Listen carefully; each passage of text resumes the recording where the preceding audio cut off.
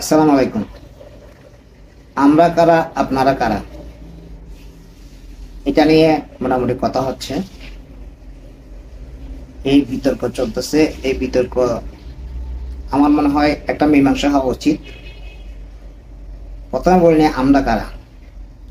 আমরা নির্যাতিতা, আমরা নিগৃহীত, আমরা শোষিত, আমরা মামলায় জর্জরিত, আমরা গুমের শিকার, আমরা খুনের শিকার, আমরা জেল জুলুমের শিকার, আমরা মামলার শিকার, আমরা ঘর ছাড়া, আমরা বাড়ি ছাড়া, আমরা সহায় সম্পদ হারা, আমরা মা বাবা হারা, আমরা ভাই বোন হারা, আমরা সন্তান হারা, আমরা পালিয়ে পালিয়ে থাকা, আমরা আমাদের জমানো সঞ্চয় হারা, আমরা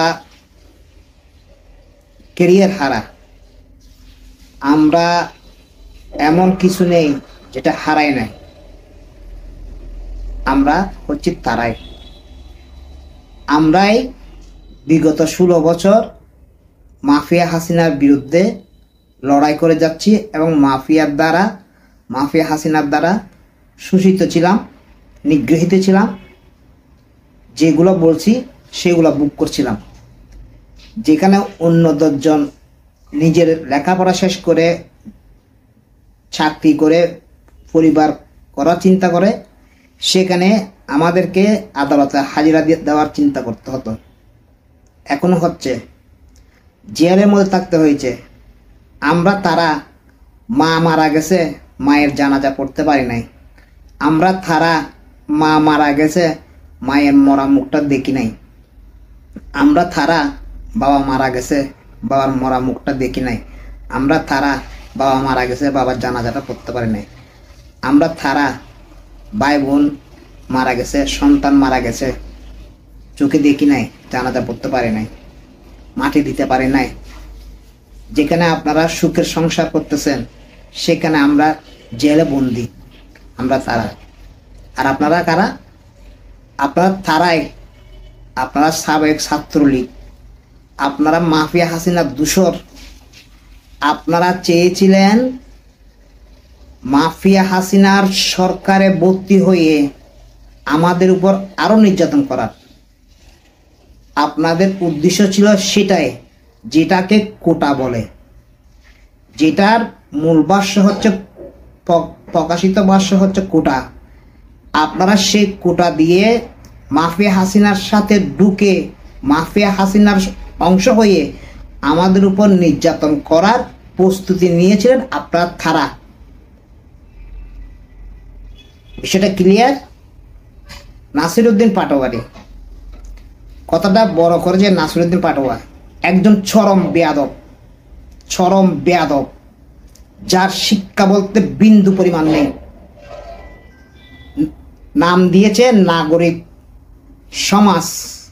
নাগরিক সমাজ বলতে একটা সময় আমরা বুঝতাম দেশের মান্যগণ্য, যারা দেশকে একটা ভবিষ্যতের দিকে ভালোর দিকে নিয়ে যাবে, দেশকে ভালো কিছু দেবে, দেশকে নিয়ে ভালো কিছু চিন্তা করে, এদেরকে আমরা নাগরিক সমাজ হিসেবে চিনতাম। কিন্তু এইরকম টোকাইগুলো যে নাগরিক সমাজ, সেটা আমার ধারণা ছিল না। প্রথমে যখন আমি নাগরিক সমাজ নামটা দেখছিলাম কয়েকদিন আগে, আমি মনে করেছিলাম হয়তো দেশের বরেণ্য ব্যক্তিরা জড়িত এখানে, কিন্তু দেখলাম না, এখানে তো নাসিরউদ্দিন পাটোয়ারি নামের কিছু টোকাইরা জড়িত হয়েছে, যারা কোটার নাম দিয়ে হাসিনার সাথে মিলে আমাদের উপর অত্যাচার করেছে এবং অত্যাচার করতে চেয়েছিল। তারাই আবার এখন মাফিয়াদের পুনর্বাসন করতেছে। তাদের লজিক কি? মাফিয়া হাসিনাদের লজিক কি? নাসিরের লজিক কি? আমি তার বক্তব্য কথা ছাড়া আমি কথা বলতেছি না, আমি প্রমাণ দিয়ে কথা বলতেছি। নাসিরের বক্তব্য হচ্ছে, যারা মাফিয়া হাসিনার নির্বাচন করেছে, মাফিয়া সরকারের আন্ডারে যতগুলো নির্বাচন হয়েছে, ইউনিয়ন পরিষদ নির্বাচন হয়েছে, প্রায় 5300 আর প্রায় 200-250 ধরেন হাজার খানিক নির্বাচন করেছে। তখন তো কোনো নির্বাচনে হয় নাই।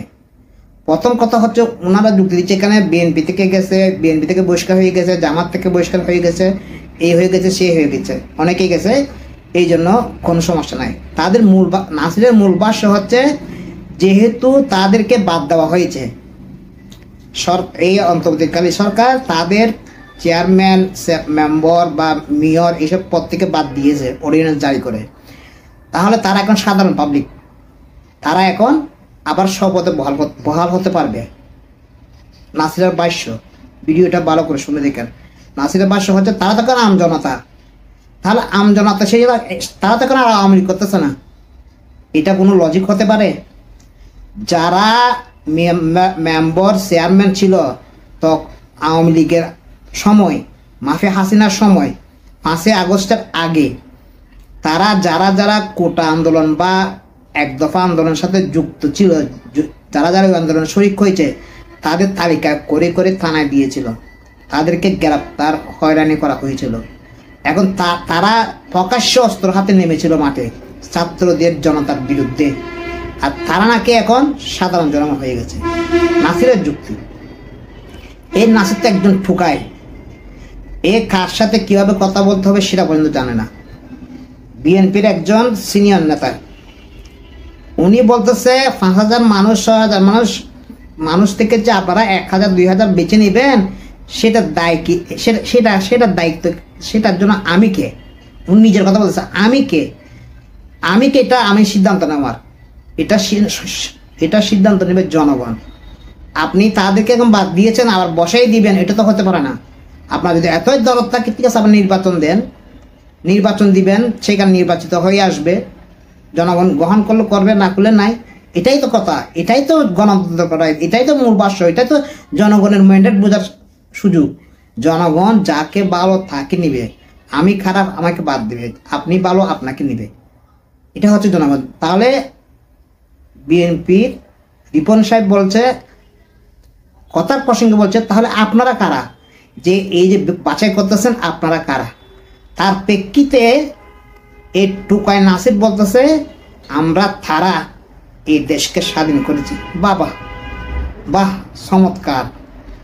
আমরা তারা বেগম জিয়াকে মুক্ত করে দিয়েছি।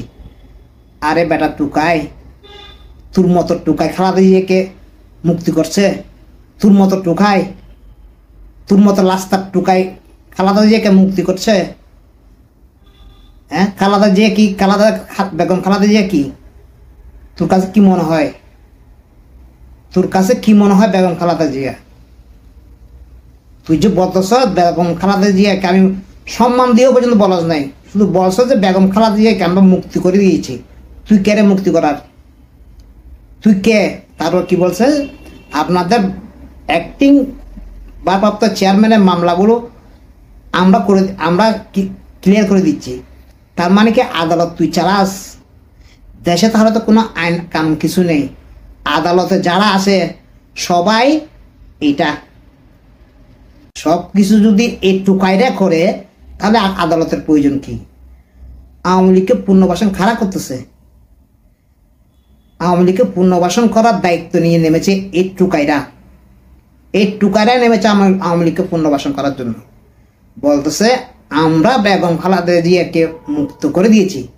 তুই কে রে বেটা? তুই তো একজন টুকাই। তুই বেগম খালেদা জিয়া কিভাবে কথা বলো? বেগম খালেদা জিয়ার নামটা উচ্চারণ করা তো তোর যোগ্যতা না বেটা। তুই কে? তুই নাসির কে? তুই তো একটা টুকাই বেটা। তোরা তো পিঠ বাঁচানোর জন্য আওয়ামী লীগের সাথে মিলে ঢাকা বিশ্ববিদ্যালয়ে লেখাপড়া করছিস, আওয়ামী লীগের সাথে তাল মিলিয়ে আওয়ামী লীগের কমিটিতে থেকে। আর আমরা প্রকাশ্য ঘোষণা দিয়ে আমরা অমুক। আচ্ছা, তারপর তুই বলতেছস এই বিপ্লবে আমাদের কোনো ভূমিকা নাই। আমাদের বিএনপি নেতা কর্মীরা দলের হাইকমান্ডের কথা অমান্য করে রাস্তায় নেমেছে। তুই এই তথ্য কোথায় পাইছস? আমাদেরকে দলের হাইকমান্ড থেকে নির্দেশ দেওয়া হয়েছে, প্রকাশ্য না। আমরা প্রকাশ্যে যদি আমরা এই আন্দোলন যদি প্রকাশ্য যদি হতো, তাহলে 2 দিনের বেশি টিকতে পারতো না। শেখ হাসিনা 2 দিনের মধ্যে ফিনিশ করে দিত। কিন্তু আমরা চেয়েছিলাম আমরা মাঠে থাকবো না, আমরা প্রকাশ্যে থাকবো না। আমাদের হাইকমান্ড সিদ্ধান্ত নিয়েছে এরা প্রকাশ্যে থাকবে না, জামাত সহ, জামাত এবং রাজনৈতিক দলগুলো সিদ্ধান্ত নিয়েছে তারা প্রকাশ্যে থাকবে না, কিন্তু ভিতরে ভিতরে সবাই থাকবে। এই সিদ্ধান্তের উপর ভিত্তি করে এই বিপ্লবটা করেছে। আর তুই এখন বলতেছস মানে এরা কিছু করে, তাহলে এই আন্দোলন তো মূল, এই আন্দোলনের জুলাই বিপ্লবের আন্দোলনের মূল চালিকা শক্তি হচ্ছে জামাত বিএনপি। এই আন্দোলনের মূল চালিকা শক্তি ছিল বিএনপি জামাত, তারপর তোরা। আর তোরা কিভাবে আসছস তা একটা উদাহরণ দিই। বিএনপি জামাত মিলে, বিএনপি জামাত সহ একটি দল শেখ হাসিনার বিরুদ্ধে দীর্ঘ 16 বছর ধরে ফুটবলের মতো মাঠে খেলতেছে। সে মাঠে বিএনপি জামাতকে আওয়ামী লীগ খেলোয়াড়রা বারবার রক্তাক্ত আহত করতেছে, কোনোভাবে ঠিকভাবে খেলতে দিচ্ছে না, বাধার পর বাধা দিচ্ছে, ডিফেন্স ধরে রাখছে, ডিফেন্স ধরে আক্রমণাত্মক করতেছে মাঠে। এরকম চলতে চলতে 16 বছর পর বিএনপি জামাত কি করলো, বদলি একজন খেলোয়াড়কে নামালো, একজন বলতে কয়েকজনকে নামালো। তারা নেমে নামার সাথে সাথে গোলটা হয়ে গেল। এখন কি আপনি এখন কিভাবে বলে ফেললেন যে যারা যে নামছে বলতে, সে যে নামছে সাইড লাইনে যারা বসেছিল তারাই দাবিদার হয়ে গেল? কিভাবে দাবিদার হয়ে গেল? এখানে তো সবার অংশগ্রহণ আছে। এখানে বিএনপি একা করে নাই, এখানে জামাত একা করে নাই, এখানে অন্যান্য কোনো দল একা করে নাই, এখানে আপনারা একা করেন নাই, এখানে সারা বাংলাদেশের মানুষ করেছে। এখানে সারা বাংলাদেশের মানুষ করেছে, প্রকাশ্য না, অপ্রকাশিত। অনেকে আন্দোলন, আমরা চট্টগ্রামের নিউ মার্কেটের মোড়ে যে আপনারা এখনো পর্যন্ত বিভিন্ন মিডিয়াতে দেখায় বিশাল বিজয়ের যে নিউ মার্কেট চত্বরের, সেখানে তো কারা ছিল? সেখানে কি বৈষম্য বিরোধী আন্দোলন কে ছিল? কয়জন ছিল? এতগুলো মানুষ, লাখ লাখ মানুষের মধ্যে এখানে কয়জন ছিল? বাদ বাকি সবাই সাধারণ জনগণ, জামাত, শিবির, বিএনপির অঙ্গ সংগঠন, এরাই ছিল, আমরাই ছিলাম। আর তুই এখন বলতেছস আমরা কারা? তুই সব কিছু এসব ফাঁসতামো বাদ দে। রাজনীতিক কেরিয়ার গড়তে পারবি না, ভবিষ্যৎ খুবই অন্ধকার। আপনার নাসির, আপনার শনির দশা আছে। আজকে বলে দিলাম একটা কথা, আপনার শনির দশা আছে। আপনি দেখবেন এই পরিণতিকে আপনাকে বুক করতে হবে, কিন্তু চরম মূল্য দিতে হবে। চরম মূল্য দিবেন কি কারণ জানেন? এই যে বলছেন বেগম জিয়াকে আমরা মুক্ত করে দিয়েছি, তারেক রহমানের মামলাগুলো আমরা করে দিচ্ছি, আমরা খালাস করে দিচ্ছি, এই যে বলছেন, চরম মূল্য দিতে হবে, চরম মূল্য দিতে হবে। প্রস্তুত হন এখন থেকে প্রস্তুত হন, চরম মূল্য দিতে হবে। টুকায় নাসির তোমাকে বলে দিলাম, এর বেশি কিছু আজকে বলতে চাই না। ভিডিওকে আনকাট করিয়া কাটছাট করিয়া প্রকাশ করিয়েন না। রিপন সাহেব বলছে আমরা, প্রথমে উনি নিজের গায়ে নিয়ে বলছে আমরা কারা, তার মানে আমরা কারা এই সিদ্ধান্ত নেওয়ার যে কে কুনি না, সেই হিসাবে বলছে তোমরা কারা বা আপনারা কারা, তোমরা কারা এই দায়িত্ব নিবে, যে নিয়ে বলতেছো যে এ কুনি না। এই প্রসঙ্গে আসছে, কিন্তু সেই প্রসঙ্গকে নাসির টোকায় বলতেছে আমরা অমুক, আমরা বাংলাদেশের হত্যাকর্তা। পুরাটাই আওয়ামী লীগ স্টাইল। মানে আওয়ামী লীগ যেভাবে বলতো এই দেশ আমার বাবার দেশ। নাসিরের গতকালকের পরশুদিন টক শুর কথায় পুরোটা নাসির বাপের, এটা বাপের জায়গা, এটা নাসিরের বাপের দেশ। এটা প্রথমে টক শুরুতে প্রথমে ফাউল করছে, প্রথমে বলছে দুই দল চুরি করছে, 90-এর গণঅভ্যুত্থান 2 দল চুরি করছে। এভাবে প্রকাশ্যে একটা টিভিতে গণমাধ্যমে এসে চুরি করছে বিএনপিকে উদ্দেশ্য করে, এটা বলতে পারে না। এটা বলতে পারে টুকাইরা। নাসির তুই টুকাই, তোর জন্য আজকে মুখ খারাপ করতে বাধ্য হলাম। তুই টুকাই যাই, তুই এই ধরনের কথা বলতে পারছস। অনিয়ারে এসে অনেক বড় সুনির্দশা আছে কপালে, প্রস্তুতি নেই এখন থেকে। কি কারণে কথাটা আসছে, আমরা কারা তা আপনারা কারা তার জবাব দিলাম। আশা করি বুঝতে পারছেন। আজকে পর্যন্ত সবাই ভালো থাকবেন। আল্লাহ হাফেজ।